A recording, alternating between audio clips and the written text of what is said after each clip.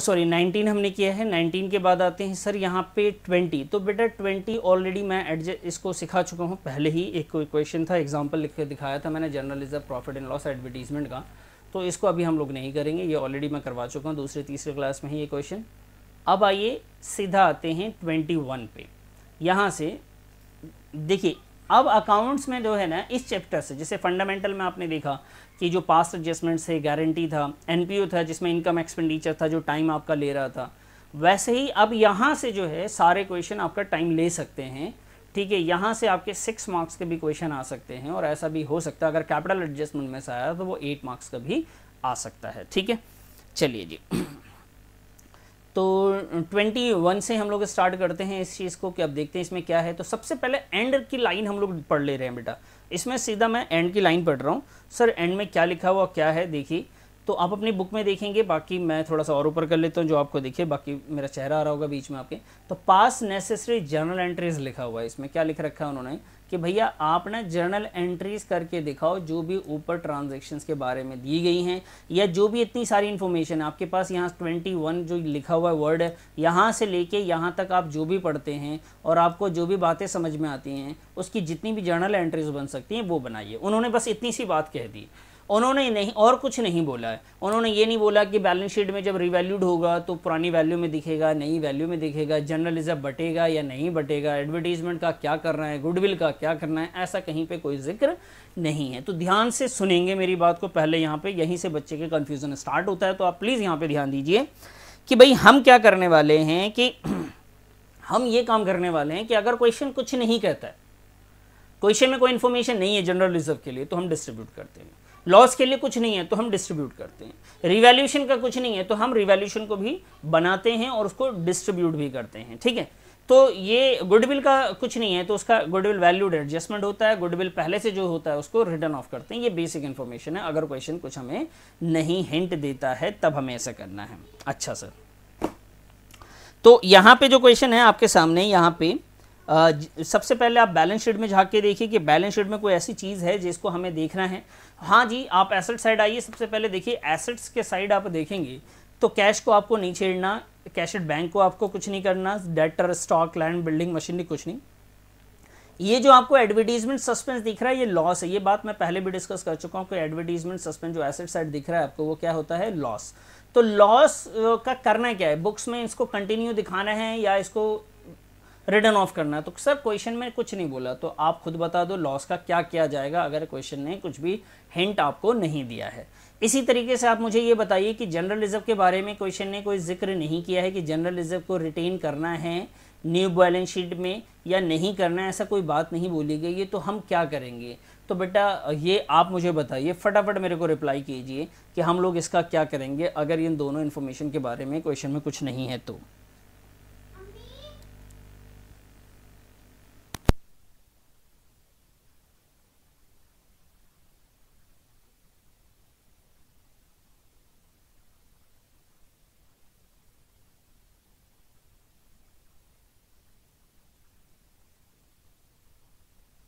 चलिए, तो जवाब मेरे को मिल गया, किसी ने डिस्ट्रीब्यूट लिखा है। हाँ जी, जनरल रिजर्व को आप डिस्ट्रीब्यूट करते हैं, लॉस के लिए ना डिस्ट्रीब्यूट वर्ड यूज नहीं करते बेटा।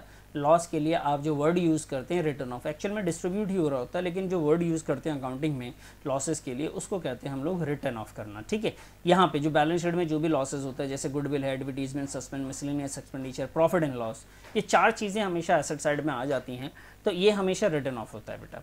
ठीक है, चलिए जी, तो हमें जर्नल एंट्री करनी है। हम पहले जर्नल रिजर्व की करेंगे, एडवर्टीजमेंट की करेंगे, उसके बाद ये एक एक करके जो पॉइंट्स नीचे दिए हुए हैं वो करेंगे। सर ये कोई सीक्वेंस है क्या? नहीं बेटा, आप चाहो तो पहले ये 5 कर लो, उसके बाद ये कर लो, तो आप कहीं भी किसी को भी कर सकते, जो एंट्री आती है आप उसकी पहले कर लें, कोई प्रॉब्लम नहीं है। आइए स्टार्ट करें हम लोग इसका।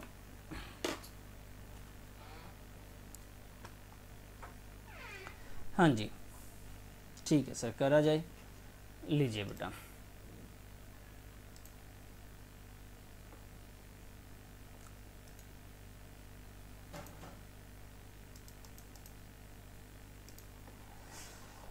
ओके तो सबसे पहले मैं यहाँ पे देखिएगा, मैं जनरल रिजर्व को डिस्ट्रीब्यूट करने की एंट्री कर रहा हूँ।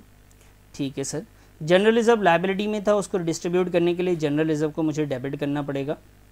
तो मैंने लिख दिया यहाँ पे general reserve account debit to, जो भी पार्टनर्स हैं आपके पास उसका नाम आप लिखेंगे। तो आशीष, आकाश और अमित है आपके पास, तो आप यहाँ पे लिख लीजिए आशीष, और यहाँ पे आप कैपिटल अकाउंट लिखेंगे, ये ध्यान रखिएगा, आशीष कैपिटल अकाउंट, आकाश कैपिटल अकाउंट, ठीक है जी, और है अमित कैपिटल अकाउंट। ये जनरल रिजर्व हमने डिस्ट्रीब्यूट कर दिया, मैंने लाइनें छोड़ दी हैं। फिर आते हैं अमाउंट में बाद में कर लेंगे। एडवर्टीजमेंट सस्पेंस को हमें ख़त्म करना है, वो एसेट साइड था, तो पार्टनर्स कैपिटल यहाँ पे डेबिट हो जाएगा। फिर से वही आशीष, आज तो हम आशीष को इतनी बार लिखेंगे कि स्पेलिंग याद हो जाए, जिसको नहीं आता होगा उसको याद हो जाएगा। आकाश कैपिटल, अमित कैपिटल, अच्छा सर, ये सब डेबिट हो जाएंगे। और नीचे क्या आएगा, यहाँ आ जाएगा एडवर्टीजमेंट सस्पेंस।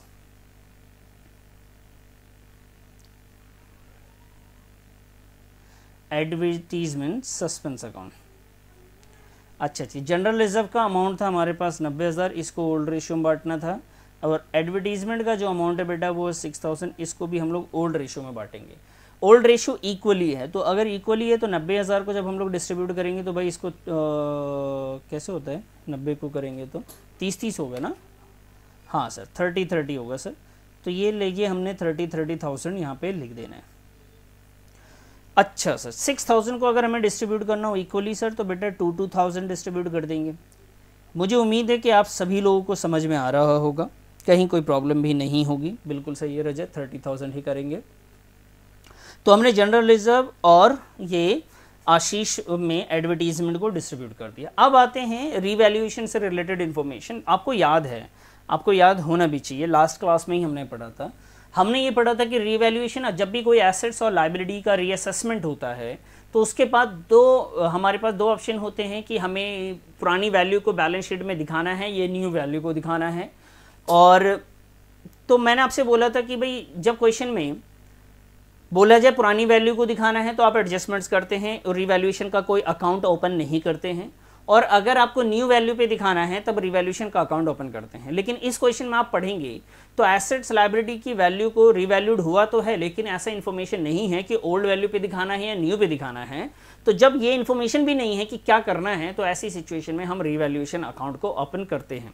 ओके सर, चलिए हम लोग ना रिवैल्यूएशन अकाउंट ओपन करेंगे। तो पहली बात है, पॉइंट नंबर 1 है जो लिखा हुआ है stock to be reduce to 1,25,000। ये देखिए यहाँ पे डिपेंड करता है कि आपको कितना समझ में आता है, मतलब कितनी चीज़ें आप लैंग्वेज को कितना आप पकड़ पाते हैं, वो बहुत इंपॉर्टेंट है आपके लिए। देखिए ज़्यादातर बच्चे जो हैं इसी लैंग्वेज में गलती कर जाते हैं, ज़्यादातर की बात कर रहा हूँ मैं, गलती करते हैं। तो बहुत ही कम ऐसे बच्चे होते हैं जो अच्छे से पढ़ लेते हैं और समझ जाते हैं। तो प्लीज़ इसको अच्छे से पढ़ने की कोशिश करेंगे आप। देखिए मैं किस बारे में बात कर रहा हूँ, आप ध्यान दीजिएगा बेटा। एक मिनट, मैं इसका कलर थोड़ा सा चेंज कर दूँ। ओके सर, यहाँ लिखा हुआ देखिए value of stock, value of stock, जो स्टॉक की वैल्यू रिड्यूस टू, ये वर्ड देखिए आप, रिड्यूस टू। एक होता है रिड्यूस बाई, मतलब इतने से घटा है, लेकिन यहाँ पे लिखा हुआ रिड्यूस टू, भाई कम हो जाने के बाद 1,25,000 पे आ गया। मतलब जो स्टॉक पहले 1,40,000 रुपये का था, आज के डेट में उस स्टॉक की कीमत कितनी हो गई है, 1,25,000 रुपये हो गई है। तो सर क्या 1,25,000 रिड्यूस हुआ है, 1,25,000 का नुकसान हुआ है? नहीं बेटा, 1,40,000 का था। जब रिड्यूस टू लिखा हुआ है इसका मतलब कि हमें 1,40 से 1,25 पे पहुंच गया, स्टॉक की कीमत जो है वो 1,25 पे पहुंच गई है। तो सर 1,40,000 रुपये का कोई स्टॉक था और अब उसकी कीमत 1,25,000 हो गई है। हाँ, तो अब मुझे बताइए 1,40,000 में से 1,25,000 को माइनस कर दीजिए तो पता लगता है सर 15,000 से आपका स्टॉक का जो वैल्यू है ना वो डिक्रीज़ हो गया। बेटा 15,000 से जो स्टॉक की वैल्यू डिक्रीज़ हो गई वो आपके लिए, देखिए उसकी एंट्री कैसे करेंगे आप ध्यान दीजिएगा। 15,000 से जो उसके स्टॉक की वैल्यू डिक्रीज हुई है उसकी आप जर्नल एंट्री पे थोड़ा सा ध्यान दीजिए कैसे करेंगे। तो देखिए बेटा, स्टॉक की वैल्यू डिक्रीज हुई है तो आपके लिए नुकसान है। नुकसान को आप हमेशा डेबिट करते हैं। कौन से अकाउंट ओपन करते हैं उसके लिए? तो रीवैल्यूएशन अकाउंट को ओपन कर रहे होते हैं। तो आप लिखते हैं जी रीवैल्यूएशन अकाउंट डेबिट। ठीक है जी, क्या लिखते हैं आप? Revaluation account debit. ओके, और यहाँ पे लिखेंगे स्टॉक। सर स्टॉक की वैल्यू कम हुई है, इसलिए जब एसेट्स की वैल्यू कम होती है तो एसेट्स की हम लोग क्या करते हैं? डिक्रीज़ कर देते हैं। समझ रहे मेरी बात को? एसेट्स की वैल्यू कम हो गई है तो एसेट्स को हमने क्या किया बेटा? उसको डिक्रीज़ कर दिया। अच्छा जी, तो एसेट्स को हमने सर डिक्रीज़ कर दिया, बिल्कुल सही है सर जी। कितने से डिक्रीज़ करना था बेटा? वो एसेट्स की जो वैल्यू डिक्रीज़ हुई वो 15,000 से हो गई है, और ये रीवैल्यूएशन अकाउंट हमने ओपन करके उस 15,000 को वहाँ पे लिख दिया। ओके जी, तो मैं अब चेक करता हूँ कि बहुत लोगों के आंसर आए होंगे। बिल्कुल लॉस में हो गए हैं 15,000 रुपये। ठीक है सर, और आगे बढ़े सर? हाँ जी सर, बिल्कुल बढ़ जाइए। नेक्स्ट पॉइंट पे चलते हैं हम अपनी बुक में। देखिए यहाँ नेक्स्ट पॉइंट में लिखा हुआ value of machinery to be reduce by. इस बार जो वर्ड यूज़ किया गया बेटा वो रिड्यूस बाई का वर्ड यूज़ किया गया है। तो जब रिड्यूस बाई आपके पास लिखा हुआ है इसका मतलब इसकी जो वैल्यू है वो कम हुई है। यहाँ पे जो है ना ये जो लिखा हुआ डिक्रीज बाई 10%, मतलब 10% उसकी वैल्यू कम हो गई है। आपको 10% कम करके लिखना है। तो जैसे आप मशीन को आप यहाँ पे देख रहे होंगे, मशीन आपके पास कितना है? 2,25,000। तो 2,25,000 का आप 10% कर दीजिए, कितना आएगा जी? 25,000 रुपये आ जाएगा। ये 25,000 आपके लिए नुकसान है, समझ गए? ये 25,000 जो है वो आपके लिए नुकसान है, समझ रहे हैं? 10% से उसकी वैल्यू गिरी है तो 10% उसको कम कर देंगे आप, तो 25,000 रुपये मशीनरी की वैल्यू में गिरावट आई है। अच्छा सर, ये 25,000 रुपये की जो गिरावट आई है उसको आप थोड़ा सा ध्यान दीजिएगा कैसे रिकॉर्ड करते हैं। क्योंकि मशीन है और एसेट्स है तो भाई आप उसके लिए एक और एंट्री कर सकते हैं। आप चाहे तो यहीं पे मशीन भी लिख सकते हैं, लेकिन मैं उसके लिए बिल्कुल अलग सेपरेट एंट्री करूँगा। यहाँ पे लिखा मैंने रीवैल्यूएशन अकाउंट। अच्छा सर, रीवैल्यूएशन अकाउंट लिख रहे हैं आप, और यहाँ पे आप क्या लिखेंगे? Machinery account. हाँ जी, तो जो भी अमाउंट था मशीनरी का उसमें से उसका जो वैल्यू है वो डिक्रीज़ हो गया है। 25,000 मुझे अमन ने जवाब दिया कि सर 25,000 की वैल्यू डिक्रीज़ हुई है, आप वो लिख दीजिए। मुझे आप बताते चलेंगे। ये दोनों एंट्रीज़ आपको समझ में आ गई। ये नुकसान की एंट्री थी, ये आपको समझ में आई होगी। आपको मैं बता दूं, पार्टनरशिप में से अगर मान लीजिए 50 मार्क्स का या 40 मार्क्स का पेपर बनता भी है, जो कि मैं अभी एग्जैक्ट नहीं बात कर रहा, लेकिन उसमें से जितने भी पार्टनरशिप के क्वेश्चन होंगे उसमें 80%, या आप मान लीजिए 80 नंबर का अगर पेपर है ना बेटा, तो उसमें से 60 से 70% आपका जो है जर्नल एंट्री से रिलेटेड क्वेश्चंस होते हैं। इसलिए उसको स्ट्रॉन्ग करने की कोशिश ज़रूर करें आप। अच्छा सर चलिए जी, अब आते हैं मशीनरी के बाद जो अगला पॉइंट है उसकी तरफ चलते हैं। भाई मशीनरी के बाद जो अगला पॉइंट है वो लैंड एंड बिल्डिंग के बारे में, और अप्रिशिएट वर्ड लिखा हुआ है। ठीक है, अप्रिशिएट मतलब होता है बढ़ना। लैंड एंड बिल्डिंग की वैल्यू आपकी इंक्रीज़ हो गई है, तो आप यहाँ पे लिख लीजिए land and building account, land and building account debit. अच्छा sir, 2 revaluation account, land building account debit to revaluation account. तो लैंड एंड बिल्डिंग है कितना? 62,000 से उसकी वैल्यू इंक्रीज हो गई है, जैसा कि क्वेश्चन में आपके सामने लिखा गया था। अच्छा, अब यहाँ पे इसके बाद एक पॉइंट है, पॉइंट नंबर 4 है, जो कि प्रोविज़न फॉर डाउटफुल डेट्स के बारे में लिखा हुआ है। उन्होंने बोला कि जो प्रोविज़न फॉर डाउटफुल डेट्स है उसमें हमें डेटर पे प्रोविज़न हमें बना के दिखाना है। कितने % का प्रोविज़न बनाना है सर? तो डेटर पे जो प्रोविज़न हमें बनाना है वो 5% का प्रोविज़न बनाना है। तो ये बेटा 5% का प्रोविज़न बनाना है, और डेटर की वैल्यू जो है वो 80,000 है। आपको पता है ना, डेटर का प्रोविज़न बनाना मतलब डेटर की वैल्यू कम हो जानी। तो ये हमारे लिए नुकसान होता है। तो नुकसान को हम लोग कहाँ लिखते हैं? रीवैल्यूएशन अकाउंट में लिखते हैं। तो मैं इसको लिखूँगा, ध्यान दीजिएगा, रीवैल्यूएशन अकाउंट डेबिट करूँगा, रीवैल्यूएशन अकाउंट डेबिट करूँगा, और 2 कर दूँगा provision, provision for doubtful, provision for doubtful debts. ठीक है, सोहेल का जवाब बिल्कुल सही है, revaluation debit to provision for doubtful debts. आप लोग भी कोशिश करें, जवाब देने की कोशिश करते रहा करें। ठीक है जी, और अमाउंट सब ने लिखा मेरे को 4,000, 5% है 80,000 का, तो हाँ जी 4000 है। आप जर्नल एंट्री भी बता सकते हैं, फटाफट आप बताना चाहें, मैं चेक करता रहूँगा बेटा। आप मुझसे थोड़ा सा आगे चलेंगे तो अच्छा भी लगता है, मुझे खुशी भी होती है कि आपके जवाब आ रहे हैं। और जितने भी समझदार, जिनको मैं समझदार मानता था, उनके तो जवाब आते ही नहीं है, बहुत कम ही आ रहे होते हैं। चलिए जी, वो मैंने एंट्री कर ली, मैं आपको थोड़ी देर में आपको दिखाता हूँ। अब आते हैं लास्ट पॉइंट पे, 5th पॉइंट यहीं पे है, मैं आपको समझा दूँ। Akash was to carry out reconstitution. आपको बताया था ना रिकन्स्टिट्यूशन का मतलब कि जब भी एडमिशन, रिटायरमेंट, डेथ या चेंज इन PSR होता है उसे रिकन्स्टिट्यूशन वर्ड कहते हैं। तो रिकन्स्टिट्यूशन के टाइम पे कई सारे काम होते हैं, जैसे जनरल रिजर्व के बारे में, लॉसेस के बारे में, प्रॉफिट्स के बारे में, एसेट्स लायबिलिटी को रिवैल्यूड करने के बारे में। ये सारी जिम्मेदारी हमने आकाश को दी थी और आकाश को बोला था, आकाश तुम ये सारी चीज़ें तुम देखोगे और हम तुम्हें ना 10,000 रुपये सैलरी के देंगे, एक तरीके से रेम्यूनरेशन देंगे, सैलरी देंगे। आकाश बहुत खुश था। अब कंपनी के बिहाफ पे आप सोचिए कि आकाश को अगर हम 10,000 रुपये रेम्यूनरेशन दे रहे हैं तो कंपनी के लिए फ़ायदा नुकसान है। तो सर ये तो कंपनी के लिए एक नुकसान का पार्ट है। हाँ बेटा, अगर कंपनी का नुकसान है तो क्या करेंगे, समझ में आया क्या करेंगे? रीवैल्यूएशन अकाउंट को हम लोग क्या करेंगे बेटा, डेबिट कर देंगे। समझ में आई बात? हाँ सर, रीवैल्यूएशन अकाउंट को हम लोग क्या करने वाले हैं, तो डेबिट करने वाले हैं। तो यहाँ पे लिखेंगे revaluation account debit, revaluation account debit. जी दिव्यांश का आंसर है रीवैल्यूएशन अकाउंट डेबिट। सुहील का भी आंसर है रीवैल्यूएशन अकाउंट डेबिट टू आकाश। बिल्कुल सही जवाब है भाई, क्या बात है दिव्यांशी, सुहील बहुत बढ़िया भाई। रीवैल्यूएशन अकाउंट डेबिट टू आकाश, और ये अमाउंट जो है ना हम 10,000 रुपये लिख देंगे। चलिए ये सारी एंट्रीज हम लोगों ने कर ली। अब क्या होगा आगे में, आप इस बात को ध्यान दीजिएगा कि जब हम सारी एंट्रीज कर चुके होते हैं और स्पेशली रीवैल्यूएशन की बात करें तो रीवैल्यूएशन जो है हमारा प्रॉफिट लॉस का एक अकाउंट था, नॉमिनल अकाउंट था। तो बेटा उसको ना क्लोज करना पड़ता है हमेशा, प्रॉफिट एंड लॉस जितने भी नॉमिनल अकाउंट होते हैं उसको क्लोज करना पड़ता है।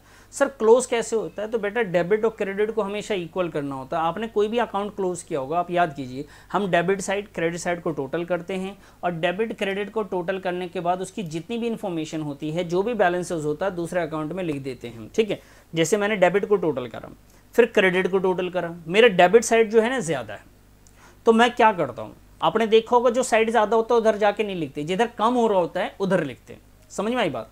तो यहाँ पे भी रिवैल्यूएशन को जब हम लोग बैलेंस करेंगे, ये बहुत इंपॉर्टेंट है, ध्यान दीजिएगा, जब रिवैल्यूएशन अकाउंट को क्लोज करेंगे तो रिवैल्यूएशन का डेबिट को टोटल करेंगे, रिवैल्यूएशन के क्रेडिट को टोटल करेंगे और जिधर कम होगा उधर जाके लिख देंगे। समझ रहे? किसी भी अकाउंट को टोटल करके जब बैलेंस करते हैं तो लिखते किधर है जाके, लिखते उस साइड है जाके जिस साइड कम आ रहा होता है। तो यहाँ पे भी हमें यही काम करना होगा। तो मैं थोड़ा सा आपको स्क्रीन यहाँ पे दिखाऊं कि कैसे करने वाले, थोड़ा एक रफ यहाँ पे चीज़ बताने वाला हूँ आपको, ध्यान दीजिएगा, इंपॉर्टेंट है। लेकिन वो देखिए बेटा, मैं यहाँ से अपने आप को थोड़ा सा साइड कर देता हूँ, ये लीजिए। देखिए मैंने क्या करना है सर, मैंने ना डेबिट वाला रिवैल्यूएशन और क्रेडिट वाला रिवैल्यूएशन जितना भी है सारा टोटल कर लो। तो एक तो स्टॉक के लिए रिवैल्यूएशन डेबिट हुआ था, ध्यान दीजिएगा, बच्चे बहुत गलती करते हैं, वो मिक्स करते हैं। आप यहाँ सिर्फ रिवैल्यूएशन को डेबिट में चेक कीजिए, कितना है 15,000, तो आप यहाँ पे 15,000 कर लीजिए। यहाँ पे देखिए रिवैल्यूएशन डेबिट में कितना है बेटा 25,000, तो आप इसको 25,000 कर लीजिए। फिर यहाँ देखिए लैंड एंड बिल्डिंग में रिवैल्यूएशन डेबिट नहीं है, क्या है क्रेडिट है, तो क्रेडिट में जाके आप लिख दीजिए 62,000। यहाँ पे देखिए रिवैल्यूएशन डेबिट है, डेबिट कितना है जी 4,000, तो 4,000 इसको डेबिट कर दिया। यहाँ पे रिवैल्यूएशन अकाउंट डेबिट है 10,000, तो 10,000 इसको भी डेबिट कर दिया आपने क्या करा, सारे डेबिट वाले को जोड़ दिया और सारे क्रेडिट वाले को। ठीक है, एक बच्चे को मैंने जब बोला था डेबिट क्रेडिट जोड़ दो, तो उसने क्या करा, इधर से ये सारा 15,000 25,000 सारा ले लिया एक साथ और सारा इधर ले लिया, कह रहा जी बराबर आ रहा है। वो नहीं करना, आपने ध्यान देना, रिवैल्यूएशन अकाउंट का जो डेबिट है बस वो लिखना है। तो रिवैल्यूएशन अकाउंट में डेबिट 15 था, रिवैल्यूएशन अकाउंट का डेबिट 25 है, इसमें रिवैल्यूएशन अकाउंट डेबिट नहीं हो रहा। यहाँ पे रिवैल्यूएशन अकाउंट डेबिट 4,000 है, रिवैल्यूएशन अकाउंट यहाँ पे डेबिट 10,000 है। ठीक है जी, श्री का टोटल बताया श्री ने, सुहेल का जवाब भी आ गया है। ठीक है, ओके, तो इसका जब मैं टोटल करेंगे 15 और 25 बोले तो 30, 10 40 और 10 50 और 4 54, 54,000 है डेबिट का टोटल। मुझे उज़मा का भी जवाब है, डेबिट में मकसूद का भी जवाब है और श्री का भी है। ठीक है जी, क्रेडिट का टोटल अगर हम देखें तो क्रेडिट में 62 है। ओके सर, किस साइड कम आ रहा है बेटा, तो सर ये ना 8,000 की जो कमी है वो डेबिट साइड में कमी आ रही है। रिवैल्यूएशन के कौन से साइड में कमी आ रही है बेटा, डेबिट साइड में आ रही है। तो मैं डेबिट साइड में ध्यान से देखेंगे हम क्या करने वाले हैं, रीवैल्यूएशन के डेबिट साइड में। इसमें बहुत बच्चे गलती करते हैं भाई, इस वाले में रीवैल्यूएशन के डेबिट में जाके मैंने 8000 लिख दिया। सर फिर से बताएंगे आप ऐसा क्यों किया? बेटा मुझे रीवैल्यूएशन अकाउंट के डेबिट साइड और क्रेडिट साइड को इक्वल करना है, तो मैंने टोटल करा, इधर का 54 है डेबिट का और क्रेडिट में 62 है, तो मुझे क्रेडिट ज़्यादा दिख रहा है, तो जिधर कम होगा उधर ही तो लिखूंगा, तभी तो इक्वल होगा ना। तो रीवैल्यूएशन अकाउंट को डेबिट करके मैंने इक्वल कर दिया, और ये नाम मैंने इसके नीचे किसके लिखने हैं सर, पार्टनर्स के लिखने हैं। कौन से पार्टनर्स बेटा? वही ओल्ड वाले, आशीष, आकाश और अमित। तो यहां लिखा जी आशीष कैपिटल अकाउंट, आकाश कैपिटल अकाउंट और अमित कैपिटल अकाउंट। और इसको किस रेशियो में बांट दिया बेटा? तो इसको ओल्ड रेशियो में हमने बांट दिया है। ठीक है, जोहा का भी सही जवाब है। ओके, 8000 को हमें ओल्ड रेशियो में बांटना है। देखिए बांट के, अगर रेशियो में पॉइंट में भी आता है तो कोई दिक्कत नहीं है, लेकिन आप बांटेंगे ओल्ड रेशियो में ही बेटा। डिवाइडेड बाय 3 करा आपने तो पॉइंट में ही आया अमाउंट। तो यहाँ पे अपन ने 2667 लिख दिया। ठीक है जी, 2667 लिख दिया और 266। ठीक है, और यहाँ पे जो है आप बैलेंस लिख सकते हैं, इसको ऐसे कर दें 2666 है ना, ये 2 को 7 करेंगे आप, देख लिए राउंड करके। नहीं, सबको तो 2667 नहीं लिख सकते बेटा। ठीक है, 2 को लिख सकते हैं, 1 को छोड़ सकते हैं, तो किसी भी 2 को लिख दीजिए 2667 और 1 को छोड़ दिए। ठीक है, तो मैंने 2 को लिख दिया 2667, इसको और इसको छोड़ दिया। ये हमारा जो भी जर्नल एंट्रीज, जो भी लाइनें वहाँ पे गिवन थी उस क्वेश्चन में, उसकी हमने जर्नल एंट्री तैयार कर ली है।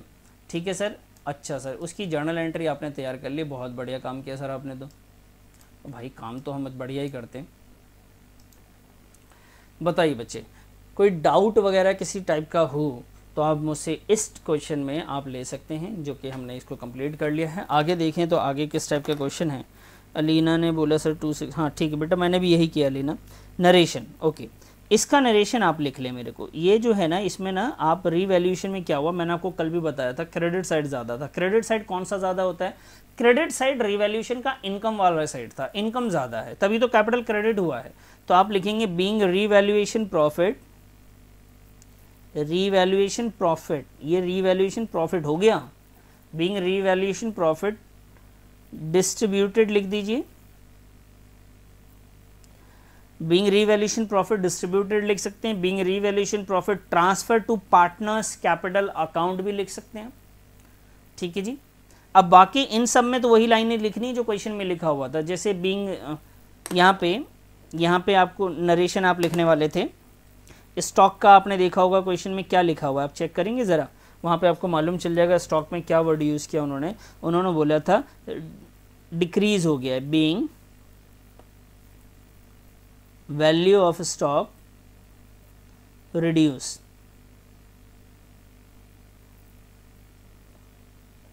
ठीक है, being value of machinery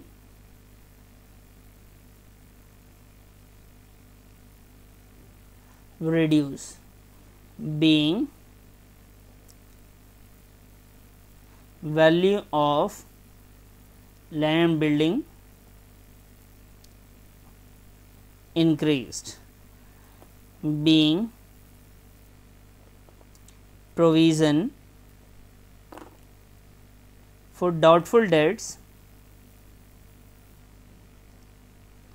created, being remuneration